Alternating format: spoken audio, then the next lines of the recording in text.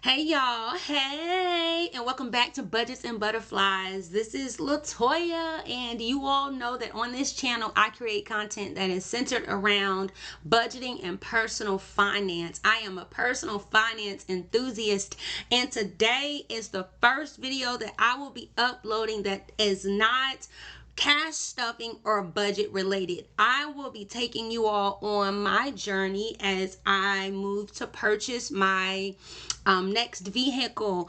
I am going to be doing on camera a comparison of my loan options in the event that I do not proceed with a cash purchase.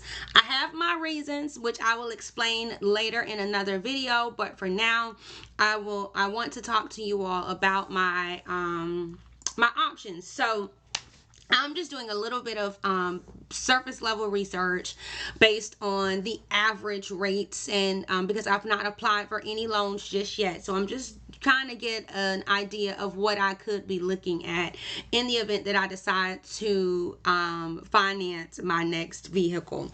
According to Experian, and this data was based on their Vantage score data.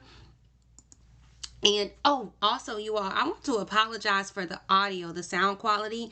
I am actually recording from my laptop today so that you all can see my screen here. But unfortunately, my microphone does not connect. It has the old school aux cord, and I don't have a port for that on my laptop. So I am trying to speak as loudly and as clearly as I can. And guess what? I think I just found the aux port on my laptop. Let me see if this helps.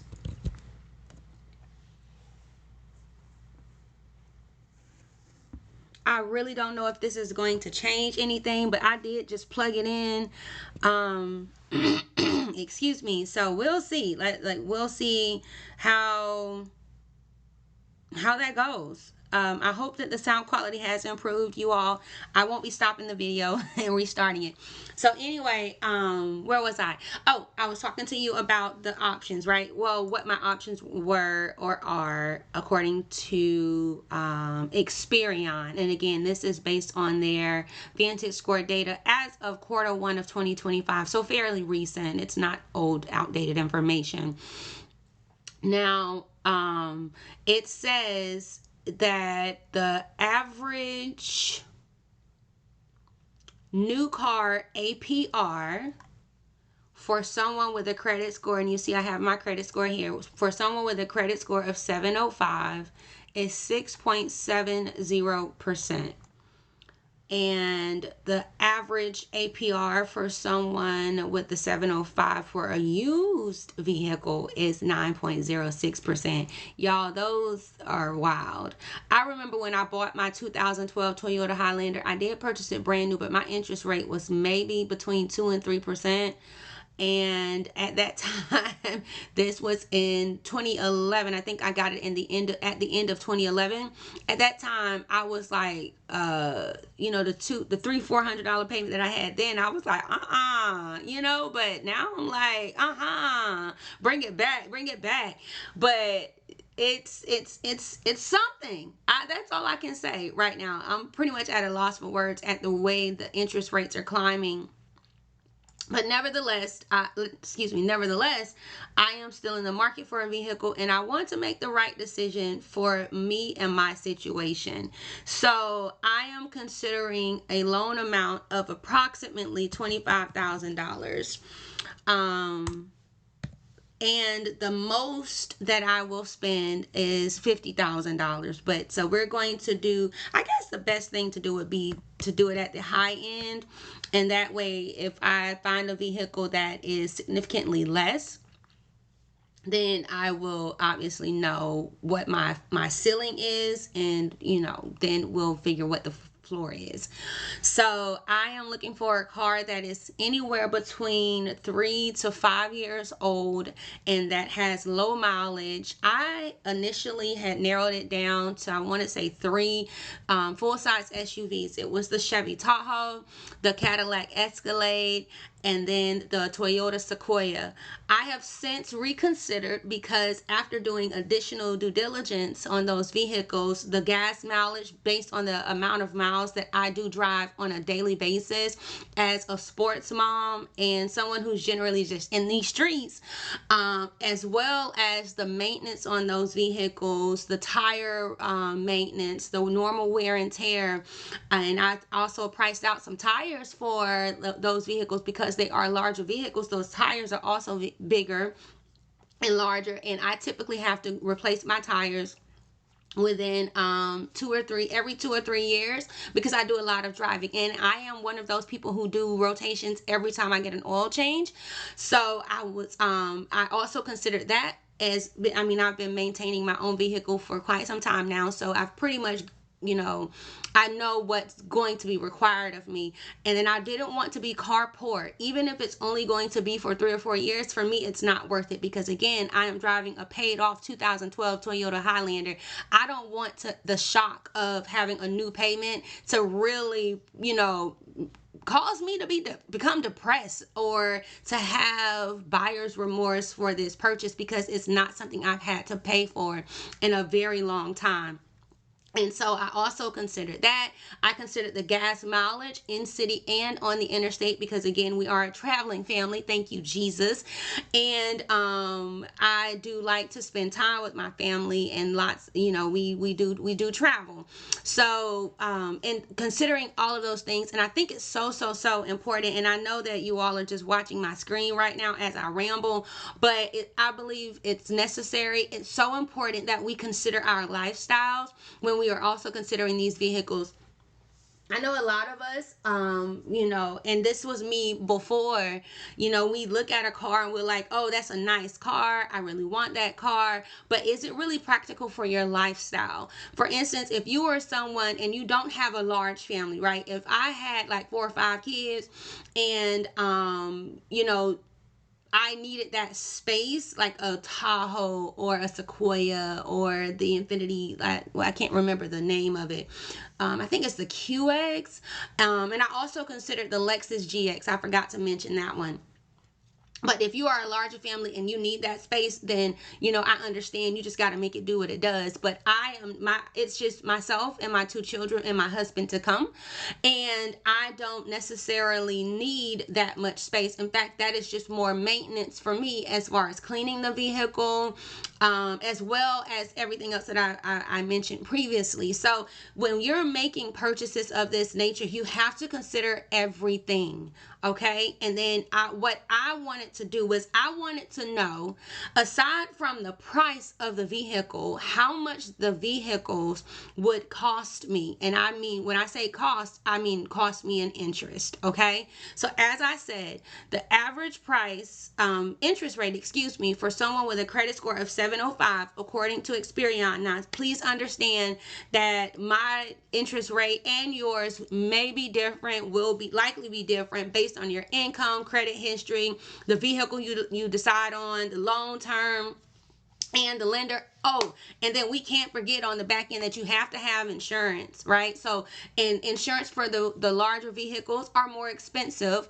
which makes sense, right? And then if it's a newer vehicle and it's financed, your insurance is probably going to be a little bit higher, because there is an additional lien holder. So there are a lot of factors that many of us don't really think about. We just think about what it's going to cost me this month. And and we get excited that we got approved, but just what it's going to cost me a month. We don't really think about what you're really paying for and how much you're really paying. And then that's another point that I wanted to bring about. Even though I am telling you what's important to me, meaning what I'm willing to pay for that vehicle in totality, that may not be what really matters to you. For you, it might, you need comfortable payments for the next 6 years, and you don't care how much it costs you on the back end. Okay, that could be you, and if that's you, fine. I take no gripes with that, because we are all different. But for me, I want to know what my overall price for the vehicle would be, and that would help me make my decision more clearly as it relates to either paying cash for the vehicle or financing the vehicle. All right, so, and another reason why I am also, and I know I didn't give a lot, one of the reasons why I am considering financing the vehicle is because, as a single mother of 2 children, I'd like to, be prepared, and taking $25 to $50,000 out of anybody's savings. Well, let me not say anybody's savings, because multimillionaires can do it and probably not even feel it, right? But taking that amount of money out of my reserves would hurt me, right? And then God knows, and I do lean and depend on him, but I want to be smart about it, right? We have free choice, and we are able to decide on how we move, right? So when I think about the economy and the things that are happening, yes, I trust God, but I also want to have a plan in place. You know what I mean? So in the event that, in God forbid, I lose my job, I want to make sure that I'm able to maintain my household for the next 6 months to a year if I need to, right? And so that's one of the reasons why I'm just like, I would rather just finance and throw a little extra out of my paychecks, as opposed to dipping into either like my savings or my 401k to pay it off and be done with it. You know what I mean? So, and the more I think about it, the more I process it, that might change, but that's kind of where I am right now, which is what brought me into this position of looking at the loan amortization schedules. The amortization schedule, for those of you who don't know, that is simply just what you're paying, how much you're going to pay each payment. I know that there is this, a lot of people always say that in car loans, you know, everything is front loaded. All of your payments typically go to interest, but when it's just a simple payment, it's a simple interest and APR calculation, that is not the case. Your interest is always going to be based on your principal balance. Okay, so this chart, in my opinion, is going to help you see that. So I wanted to see the big picture. This spreadsheet that I'm using right now, and I'm going to get into it, I know I'm 12 minutes in, but this spreadsheet is, and there were no restrictions. I did review the terms and conditions, which weren't many, but there were no restrictions. So I am sharing this. Please understand that I did not create this spreadsheet. It was downloaded from Microsoft Office. Okay, with that said, and I did add, a few disclaimers here, in the fact that it's a sample loan amortization schedule. It's not yours, nor is it mine for that matter, but it's a sample. So with that said, let's take a look at what it would cost me to finance my next vehicle that costs $50,000. So the interest rate for a credit score of 705 for a new vehicle. Let's say I was able to find a new mid-size SUV similar to my Toyota Highlander that I have right now, and I absolutely love, you all. It also carries a lot of sentimental value because my kids grew up in it, but nevertheless, it's I'm looking for a mid-size vehicle now, no longer looking for the full-size vehicle. And I thank God that I've reached this conclusion and I was able to do so on my own, and I wasn't forced into it, because now I feel much better about moving forward with purchasing a vehicle. And that probably explains why I've been in the market for a vehicle for like 2 years. Don't judge me, judge yourself. So anyway, here we go. So the interest rate we're going to put is 6.7%. And the loan terms, I do not anticipate anything longer than 3 years. I want to do a loan term for 3 years. There are some reasons why, and some little tricks to the trade if you were to do a loan that was more than 3 years, but we'll talk about that in a moment. So taking things in turn, I'm just going to highlight this so we know this is where the meat is, right? This is the need to know details right here. All right, so if I were to finance a car loan of $50,000 and at a 6.7% interest rate, my payment would be $1,537.01. Y'all, that is crazy. That is crazy. A $1,500 car note on a vehicle, because remember, my criteria was 3 to 5 years old. I don't want new. Oh, I'm sorry. Because I don't want new, I put the wrong interest rate in. So the interest rate should be the used car interest rate, which is really ridiculous. Really ridiculous. It's almost like, it's like close to 10%. So I'm looking at a payment of almost $1,600 on a used vehicle for 3 years. Now, the good news is I'm probably going to pay close to the car's value at this point, because I do plan to negotiate, and I will pay what I want to pay and not what they expect me to pay. And whoever owned the car before me is the one that took the depreciation hit, but that's not my business, right? Which is why I want one that's 3 to 5 years old. So looking at a vehicle of $50,000, we have a payment of $1,591.38 in total. Aside from the $50,000, how much the vehicle itself costs, I would have paid $7,289.80 extra. So for a $50,000 vehicle at the end of the term in 3 years, y'all, it would have cost me $57,000. That's a lot.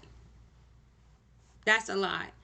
And so if I were able, so let's kind of play with the numbers again, because again, I've decided, let me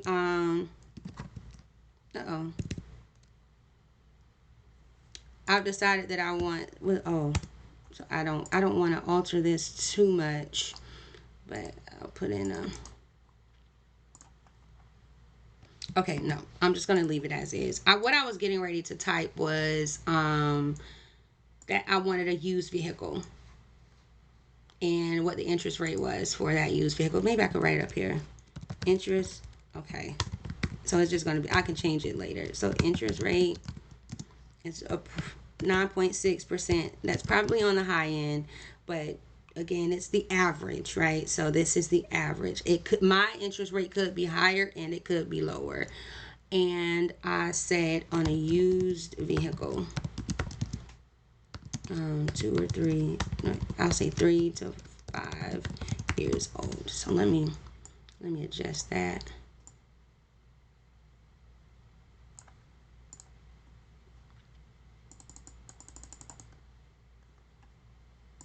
All right, so this is what I'm looking for. Okay, just so we know what we're talking about. And so if I were to pay, and we're going to be really simple. So if you were to just send an extra $100 a month, you could reduce your interest by almost $1,000. So wait, it's not even 1,000. So 72, 89, and 67. So paying that extra $100 a month, you're not, honestly, you're not saving much in interest. You're not. So I don't know that it would even be worth it. But you would pay it off in 2 months earlier as opposed to so you paid off in 34 months as opposed to 36 months. So let's say you were able to pay an extra $200 per month. Now you've knocked 4 months off your loan. And if you were able to, because you got it like that, pay an extra 15, you'd pay it off in a year and a half. So you have options. And you see your interest obviously is pretty much cut in half. And so if you were to extend your loan out to 4 years, your payment goes to $1,245. And let's say you didn't make any additional payments. If you were to extend it out to 4 years, so that's 48 months, your payment would go down to $1,245. If you were to extend it out for 5 years, your payment goes down to $1,000. Okay, and then I think they now offer 6-year loans, but I'm not positive, but I do believe they might offer them now. You're looking at a $902 car loan, and let's say you were able to do that same $200. I want y'all to look at the way that interest is moving though. Y'all see that interest? So the longer you have that car loan, the more interest you're going to pay. And I'm sorry I didn't notate that when I was moving between the other numbers. So let's take this 200 out and go back to 4. Okay, your interest went up $2,000 because we were just at, I think we were at 77 or 72. So if we go to 4 years, we're now at $9,700. Well, I'm going to say $9,800 in interest. Let's say 5 years, you're going to go to $12,000 in interest. And let's say 6 years. If you were to do a 6-year loan, your monthly payments would be a lot cheaper, but look at how much it's going to cost you. So on a $50,000 car, you've paid $65,000 for it. An extra $15,000. Now, this is what I was alluding to a little bit earlier. You can make this work to your advantage. What you could do, and I don't want to do this because it's kind of like, I don't know if I want to give up that kind of money every month. But when you think about it, you already are. If you were to do this at a 3-year, your payment would be $15.91. So if I were to push it out, that's the 7 years. I think I said 6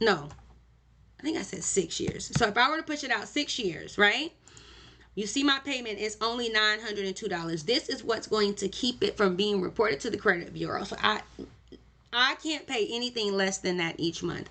But what you could do in this instance is that extra money you would have been paying when you had the 3-year loan, you can pay the difference. Meaning, so if you had the $1,500 and you want to pay the difference, you could just pay an extra $600 a month and you pay it off in the 3 years.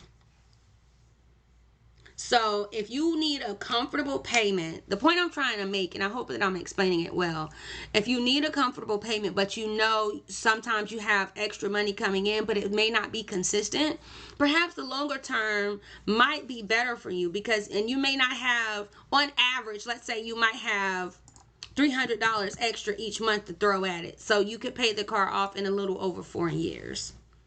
Now your interest is still going to be sky high. Okay? It's still going to be sky high, but it's not bad. It's an additional $300 for your peace of mind. I could take it. Okay? So let's say you were going to double your payments every month to pay that car off. Now you're paying it off in less than 3 years. If you have the 5-year loan. I'm sorry, this is the 6-year loan. If you have the 6-year loan. So at month 32, you would pay that vehicle off. Now, if you were to go back down to 5, it's the same concept, right? So let's say, so you're here at, your payment is $1,039. You pay an extra $1,039. Guess what? You're now paying your vehicle off in a little over 2 years. Now, this $1,039, it may not be realistic for most people. And I get that, understand it. To be quite frank with you, it's not realistic for me because I ain't doing it. Okay? So if I were to just say, let's say $500. If you pay that $500 extra, now your interest is down to $7,580. Now your minimum payment, in the event that you have an emergency in a particular month and you can't make that extra payment, you can at least make your minimum payment and it not really hurt you. Okay? I know that there are some finance gurus out there who have completely said that the credit score does not matter. It shouldn't matter. Just pay cash for everything. I would love to live in that kind of world where we could just pay cash for everything. I'm striving to be there to have enough capital to be able to do that for all of my purchases, but that's just not where I am in life right now. So understanding that we do want to take care of our credit scores, okay? Because some of us have to rely on debt in order to, to maintain. For instance, if you want a mortgage and you're looking to purchase a home and you can't afford to pay it, pay cash for a home, so you need to make sure that your credit score is good and healthy, because that is what's going to dictate and determine, alongside a few other variables, but it's going to dictate what your payments and interest rates will look like, what your interest rates will look like, excuse me. So if you were to do the 5-year loan and pay an extra $500 per month, you would end up paying that off in 38 months. And some of you might be thinking, well, you might as well just do the 3-year, pay that $1,500 and be done with it sooner. Yeah, but you won't be sending anything extra. And then if you have a situation where you can't really afford to pay that $1,500, first of all, if you can't afford to pay the base loan amount, don't get that car, okay? Please don't get that car. If when you're doing your calculations, that base, and you're thinking in the back of your mind, you're like, oh my gosh, it's doable, but it's going to be a stretch. Don't do it. Because I promise you, that stretch is going to be louder than the doable portion of it. You hear me? That stretch is going to be louder. So if you are thinking, oh, that's going to be a stretch, man, I'm really not trying to do that. Don't do it. Don't do it. This is not a YOLO moment, okay? This is not a YOLO moment, because you want to continue to live in freedom. You don't want to put yourself in bondage, especially not over a vehicle, okay? Don't.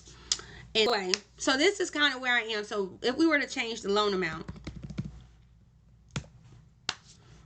interest rate, everything else stays the same. We were to change the loan amount, and I'm going to put this back at 0 here.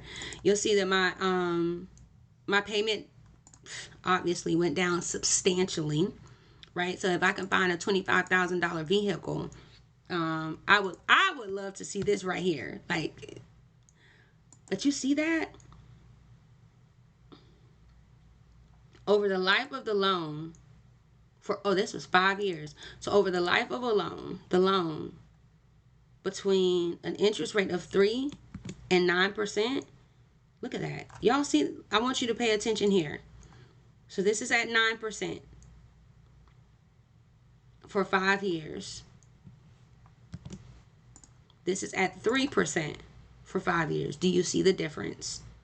Interest rates are sky high right now. That's crazy. Because I remember, like I said, when I purchased my vehicle, we were in the 3s. I would love to go back to that time. I really would. So let me change this back to 3. So I'm looking at, on a 3-year loan, looking at about $795 in payments. And if I'm able to, which I know that I can do so comfortably, let's say I can pay an extra $500 per month, I'm paying my car loan off in less than 2 years. And that's me doing it comfortably. And obviously I want to pay that car loan off quickly. And it will only cost me $2,000. So in thinking about that, here's where I am now, because my car, my 2012 Toyota Highlander, which has approximately 200,000 miles on it, is calling for repairs that total approximately $5,000. So I could pay, and I need a new radio. I'm going to have to get a new radio system, because the controls to my radio have stopped working. So I'll say probably about $5,500 right now. And I would have to pay all of that up front. So I was thinking, instead of paying the $5,500 to get my car repaired, I was going to save that not save it, but just apply it towards a new vehicle that has significantly less mileage and a little more life left in it. I don't want to get stuck in this car payment cycle. But this is just the process that I'm going through right now. I will let you all know once I do reach a decision. I have given myself a deadline, but y'all, my deadlines be so soft, for real. It's not a hard deadline. It's not a hard deadline. But what I don't want to do is be in a position where I am forced to make a decision and it's not the right one. So that's why I'm taking my time doing it. And I'm kind of like, I'm super close. I would say I'm 90% there now. And that's exciting because I know that something needs to happen. But anyway, that's it, you all. I know this video was actually much longer than I anticipated, but nevertheless, I hope that you found this information helpful. If you have any comments, please leave the information below. And again, I apologize for the quality of the of the video. My microphone, like I said earlier, I didn't think that it connected. I did plug it in, but I'm not sure that it's picking up the actual audio. So anyway, thank you all so much for stopping by. I'll see you again, or maybe not, in the next video. Bye for now. I just need a comfortable payment for the next 6 years. I wouldn't recommend it, but I get it.